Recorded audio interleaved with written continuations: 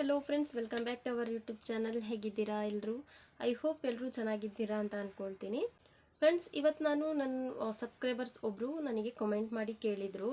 ಅವ್ರದ್ದೊಂದು ಡೌಟ್ ಇದೆ. ಆ ಡೌಟನ್ನು ಕ್ಲಿಯರ್ ಮಾಡೋಣ ಅಂತ ಇವತ್ತಿನ ಈ ವಿಡಿಯೋನ ಮಾಡ್ತಾ ಇದ್ದೀನಿ. ಹಾಗೆಯೇ ಈ ವಿಡಿಯೋ ಬಂದುಬಿಟ್ಟು ನ್ಯೂ ಯೂಟ್ಯೂಬರ್ಸ್ ಯಾರೆಲ್ಲ ಇದ್ದಾರೆ ಅವರಿಗೆಲ್ಲರಿಗೂ ಹೆಲ್ಪ್ ಆಗ್ಬೋದು.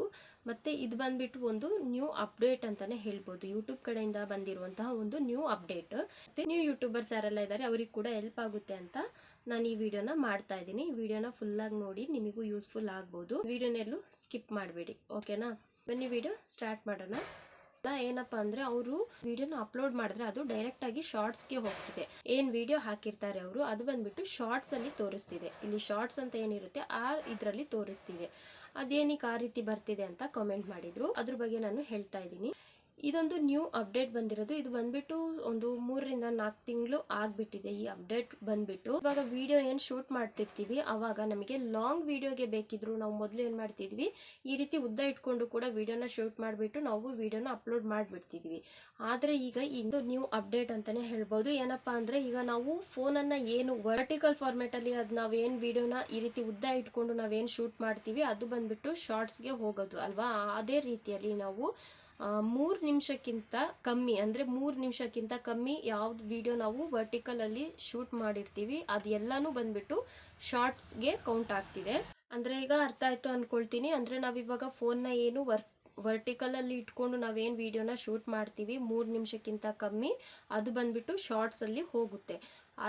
3 ನಿಮಿಷಕ್ಕೂ ಜಾಸ್ತಿ, ಅಂದರೆ ಈಗ 3 ನಿಮಿಷ 1 ಸೆಕೆಂಡ್ 2 ಸೆಕೆಂಡ್ 3 ಸೆಕೆಂಡ್ ಆದರೂ ಕೂಡ ಅದು ಲಾಂಗ್ ವಿಡಿಯೋಗೆ ಅದು ಹೋಗೋದು. ಇನ್ನು ವರ್ಟಿಕಲ್ ಬಿಟ್ಬಿಟ್ಟು ನಾವೇನು ಹಾರಿಜಾಂಟಲ್ ಅಲ್ಲಿ ಈ ರೀತಿ ಇಟ್ಕೊಂಡು ವಿಡಿಯೋನ ಮಾಡ್ತೀವಿ ಅದು 3 ನಿಮಿಷ ಎಷ್ಟಾಗಿದ್ರು ಕೂಡ ಅದು ಬಂದ್ಬಿಟ್ಟು ಲಾಂಗ್ ವಿಡಿಯೋದಲ್ಲಿ ಹೋಗುತ್ತೆ, ಲಾಂಗ್ ವಿಡಿಯೋಗೆ ಕನ್ಸಿಡರ್ ಆಗುತ್ತೆ. ಇದು ಬಂದ್ಬಿಟ್ಟು ದೊಡ್ಡ ಪ್ರಾಬ್ಲಮ್ ಆಗಿರೋದು. ಏನಕ್ಕಂದ್ರೆ ಮೊದಲು ಬಂದ್ಬಿಟ್ಟು ಶಾರ್ಟ್ ವಿಡಿಯೋಸ್ಗೆ 1 ನಿಮಿಷದೊಳಗಡೆ ವಿಡಿಯೋ ಏನು ನಾವು ಅಪ್ಲೋಡ್ ಮಾಡ್ತಿದೀವಿ, ಇವಾಗ ಅದು 3 ನಿಮಿಷದೊಳಗಡೆ ವಿಡಿಯೋನ ಅಪ್ಲೋಡ್ ಮಾಡೋ ನ್ಯೂ ಅಪ್ಡೇಟ್ ಬಂದಿದೆ.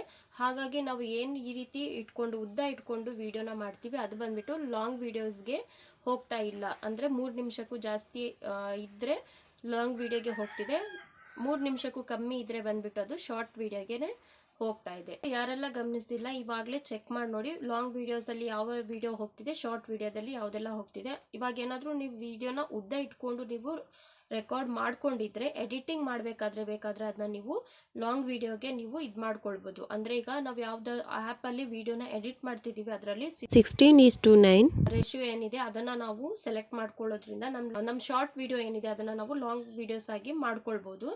ಆ ರೀತಿ ಮಾಡ್ಕೊಂಡು ಅಪ್ಲೋಡ್ ಮಾಡೋದ್ರಿಂದ ಕೂಡ ಶಾರ್ಟ್ ವಿಡಿಯೋಗೆ ಹೋಗಲ್ಲ, ಅದು ಲಾಂಗ್ ವಿಡಿಯೋಗೆ ಹೋಗುತ್ತೆ. ಇದು ಎಡಿಟ್ ಮಾಡ್ಕೋಬೇಕಾದ್ರೂ ಕೂಡ ನಾವು ಚೇಂಜ್ ಮಾಡ್ಕೊಳ್ಬೋದು, ಓಕೆನಾ? ಈ ನ್ಯೂ ಅಪ್ಡೇಟ್ ಬಂದ್ಬಿಟ್ಟು ನಿಮಗೆ ಅರ್ಥ ಆಗಿದೆ ಅನ್ಕೊಳ್ತೀನಿ. ಅರ್ಥ ಆಗಿಲ್ಲ ಅಂದರೆ ನನಗೆ ಕಮೆಂಟ್ ಮಾಡಿ, ಓಕೆನಾ? ವಿಡಿಯೋ ಯೂಸ್ಫುಲ್ ಆಗಿದ್ರೆ ಒಂದೇ ಒಂದು ಲೈಕ್ ಮಾಡಿ. ಮತ್ತೆ ಸಿಗೋಣ ಇನ್ನೊಂದು ಹೊಸ ವಿಡಿಯೋ ಜೊತೆಗೆ. Thank you for watching.